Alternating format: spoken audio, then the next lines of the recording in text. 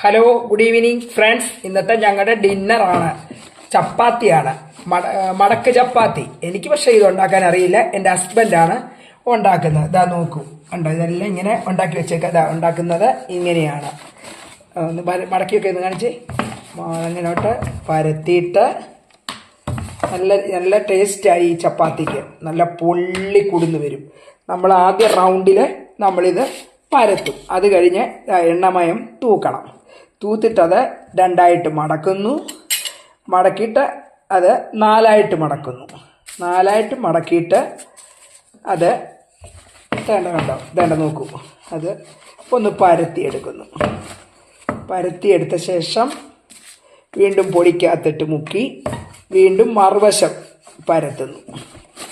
പരത്തിയിട്ട് അപ്പം അത് കണ്ടോണം. ഇനി പെട്ടെന്ന് അങ്ങോട്ട് ഇത്രയും വേണ്ടായില്ല.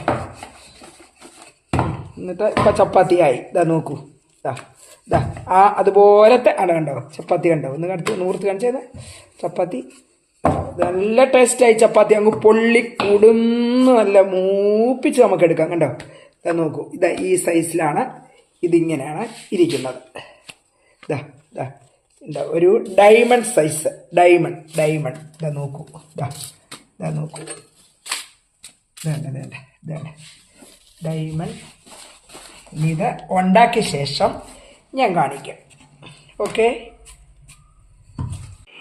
അപ്പം നമ്മുടെ മടക്ക് ചപ്പാത്തി ഇതാ നോക്കൂ, റെഡിയായി. ഇതുപോലെ ആണ്, നല്ല അടിപൊളിയാണ്.